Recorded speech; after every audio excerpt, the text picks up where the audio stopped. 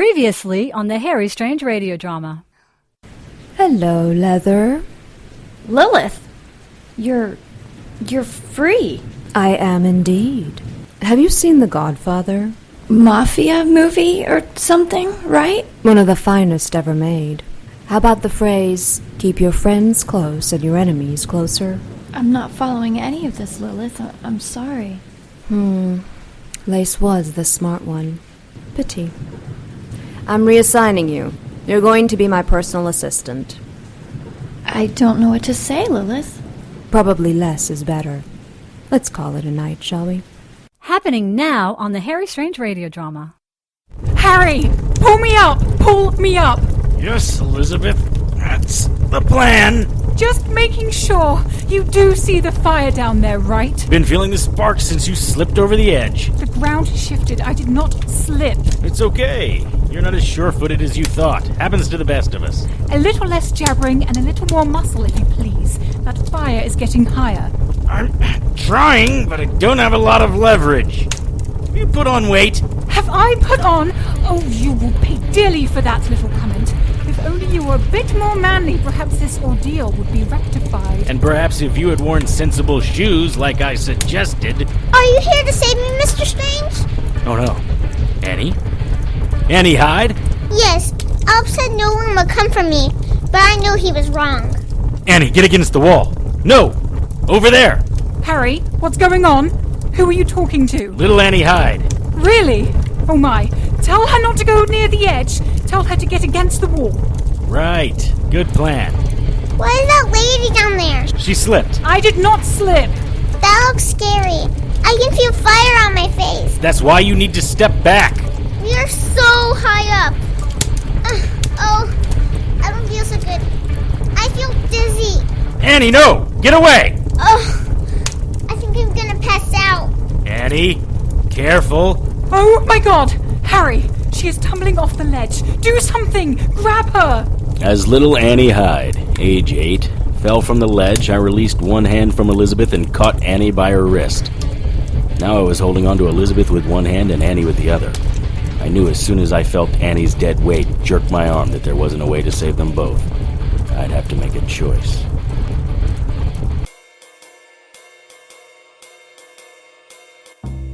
Magic and magical people. The unnatural order is all around us. There are white witches, black witches, demons, vamps, werewolves, shapeshifters, ghosts. It's a protoplasmic party of creature features out there. But unless you know where to look, you won't find them. I know where to look. My name is Harry Strange.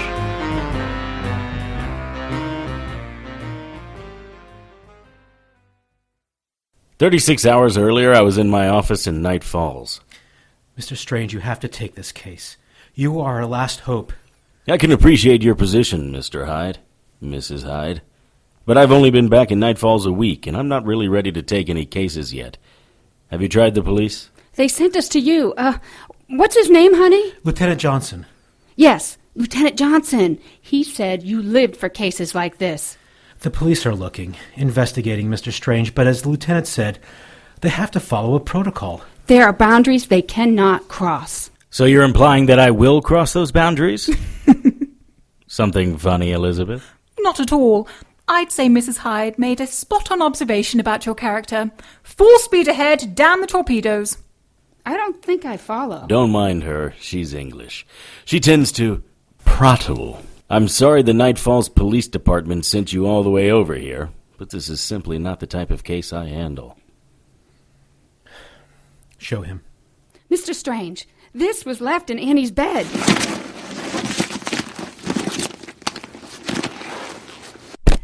Ugh! It's the ugliest doll I've ever seen.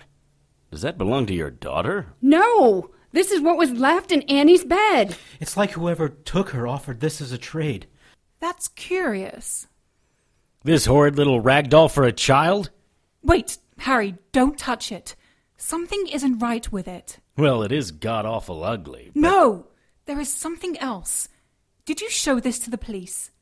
there's a name sewn into its shirt. Yes, ALPS. Alps? It was when we showed Lieutenant Johnson the doll that he suggested we visit you. Interesting. What is this? Are you Harry, are you hurt? Of course I'm hurt. The ugly rag bit my nose. You're bleeding! Elizabeth, close the doors and the windows. I'm going to use that doll as a toilet brush. He's over here! He just went behind that bookcase. I've got him. Ouch! For the love of God, people, it's just a doll. He's coming at you, Miss Shaw. I've got the little bugger right in my sights. I've got you. Ow! The horrid little monster bit my hand. Welcome to the club, Toots. Open the door to the library. He's going in. You two stay right here. Elizabeth, you come with me. Close the door. Did you see which way he went? Yes, towards the weapons cabinet. Of course he did. It'd be too much to expect that he'd run towards the meditation room. You have a meditation room? Seriously? You go left. I'll go right. No rush. There's only one window and one door, and we can see both. There he is. What is he doing? He's trying to pull a sword out of the cabinet. Is his success a possibility? Nah. Well, only if he grabs the sword of diamonds. That one adjusts to the user's weight and height. Would that be the one with a black hilt with inlaid diamonds? Yep. I'd say his chances of success just increased exponentially. Of course it did. Enough!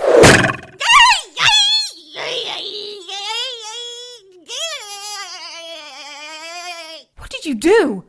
Dagger of Iago. Should keep the little bastard pinned to the wall for a few minutes. Wait, where are you going? Just give me a second. Be right back. You're going to leave me with the doll?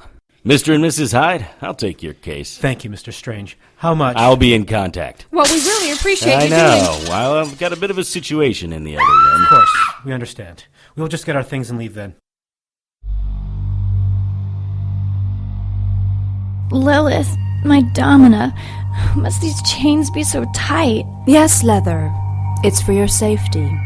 The chain of Noctar will prevent any unnecessary movement. If you say so, my domina. And I do. I want you to concentrate, little one. Hear my thoughts. You're going to a place seen only by a chosen few. I'm going to the eternal rest, aren't I? You're going where the deeds of everyone, humans and enchanteds, are recorded and stored, where every possibility from every action is immediately calculated, and the results are reported, and if necessary, acted upon. The Library of Shiva? The Akashic Records? I've heard tales of eternal fires and tortures beyond that of the Morning Star's darkest imagination. All true. Why, Lilith? Because I believe the unthinkable has happened. I need to know if I'm right. I mean, why me?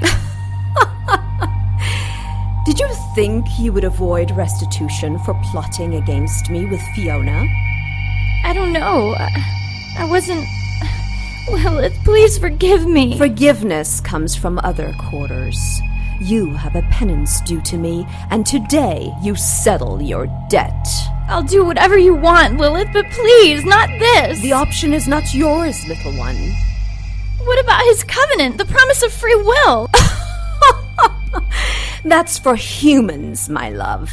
Once you're here, I am the goddess of your world, and disobedience is met with harsh justice.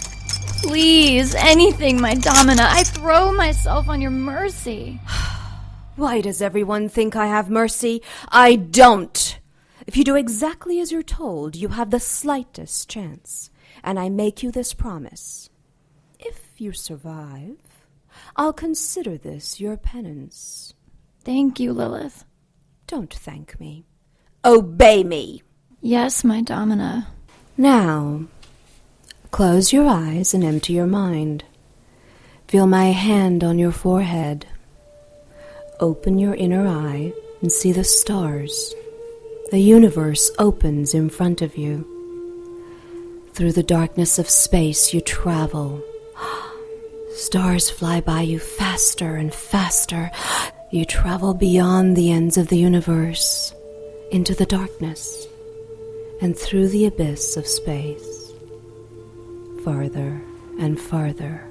The darkness becomes light. The light becomes colors.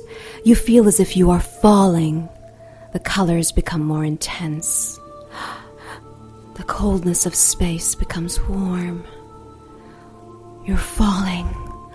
Faster, the heat increases. You're aware of every sensation on your flesh. You're in the light. You've become a prism of colors. Closer now. You can see the library. As you near, your body begins to vibrate.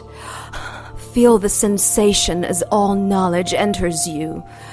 You feel like a spring, tense and tight, getting ready to uncoil. The tension is getting tighter and tighter. You enter the Akashic Records room. Oh my! That was incredible. What do you see? I'm chained in an ornate chair that dwarfs the Nephilim and the giants of old. The seat of Shiva. Work quickly, Leather. Time is not on your side. What? Oh my! Beautiful specks of light approach me, my Domina.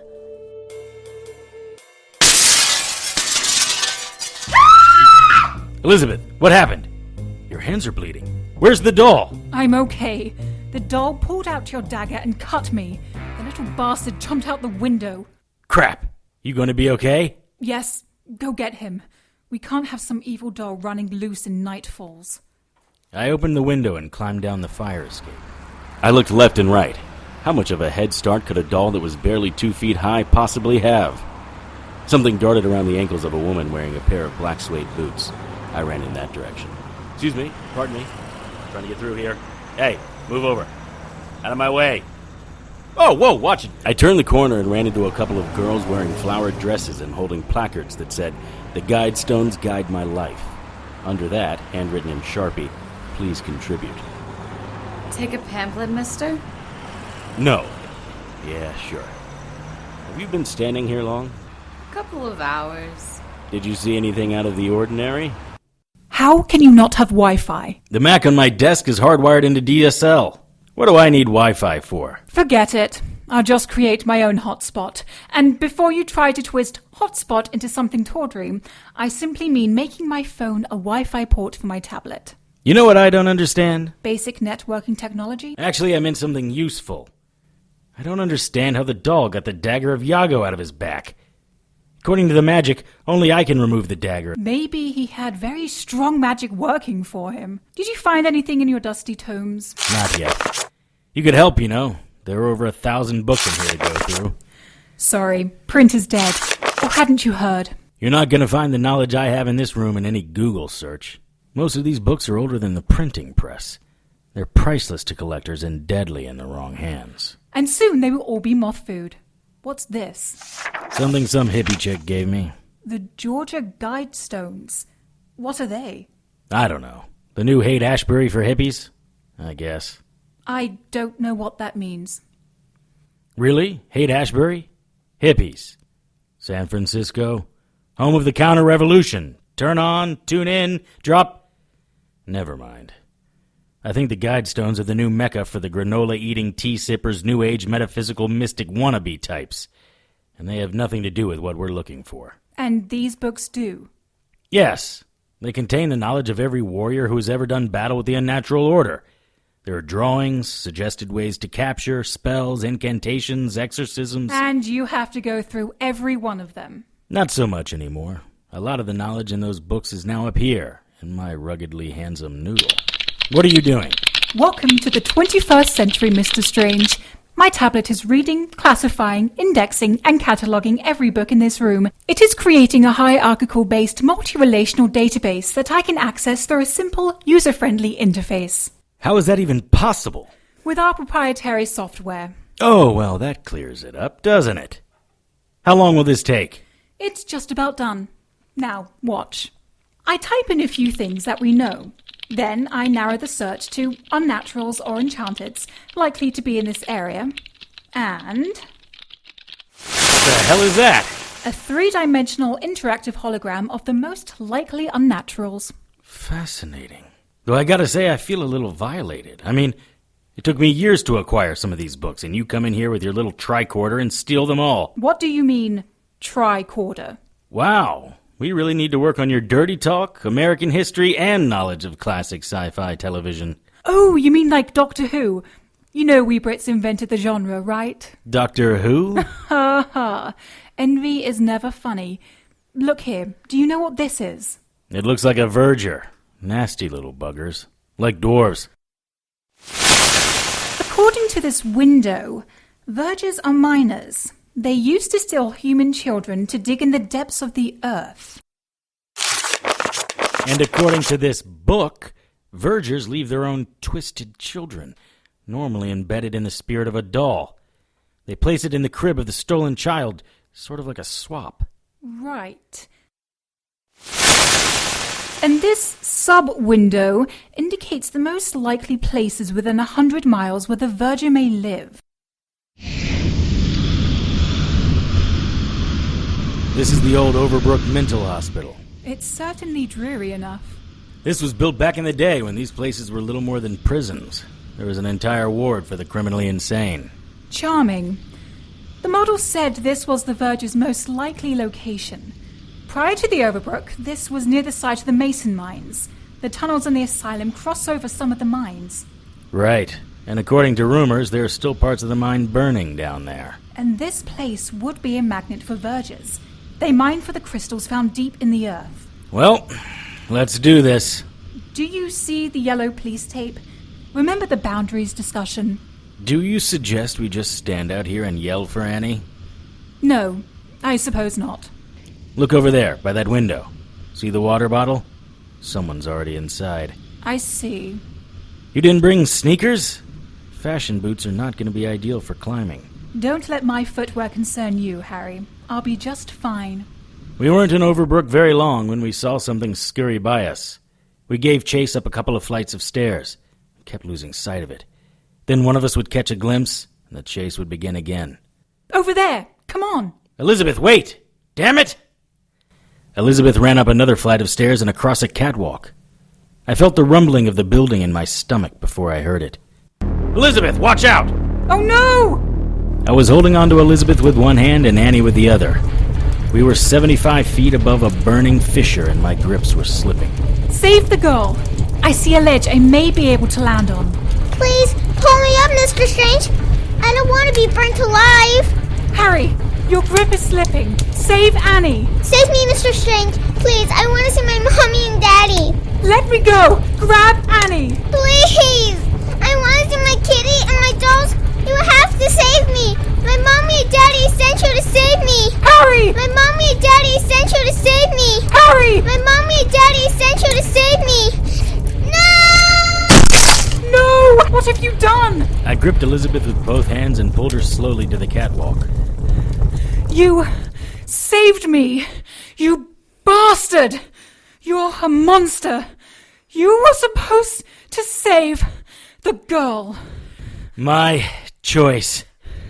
How can you live with yourself?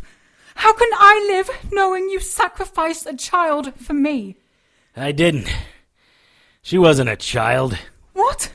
Of course she... No! There's no way Annie Hyde would know that I was here for her. And she certainly wouldn't know my name. You need to trust that I know what I'm doing. I've been at this game longer than you've been alive. Harry, I'm sorry. I appreciate you saving my life. Save it. When this is over, we're through. You're going back to London or Cardiff or wherever the hell you're from. But I saved you. Race Institute? Send me the bill, Toots. We're finished when I get the little girl. Harry Strange, episode 302, Crossing Lines, was written by Tony Serecchia and directed by Jason Tyler. All material is copyright by Tony Serecchia and used with his permission. Featured in tonight's cast were Emma Greene, Kellen Stennett, Kate Donelan, Michael Donelan, Christine Kohl, Tricia Groves, Emily Jane, Parisa Johnston, and Haley Fusia. To keep up with the latest news and information on everyone's favorite private investigator, visit our Facebook page at facebook.com/HarryStrangeRadio. Send your questions, comments, and suggestions to producer@harrystrange.com. For comments that may be included on future shows, call the listener hotline at 678-379-8669. That's 678-379-TONY. Harry's opening theme music was written and performed by Ryan Lessard and is copyright by Ryan Lessard and used with his permission. Contact Ryan at rlessardmusic@gmail.com. Incidental music was written and performed by Kevin MacLeod and is copyright by Kevin MacLeod and used with his permission. Visit Incompetech.com for more of Kevin's music. Sound effects provided by license with Soundsnap.com. For the Harry Strange radio drama, I am Joanne Pruden. Good night.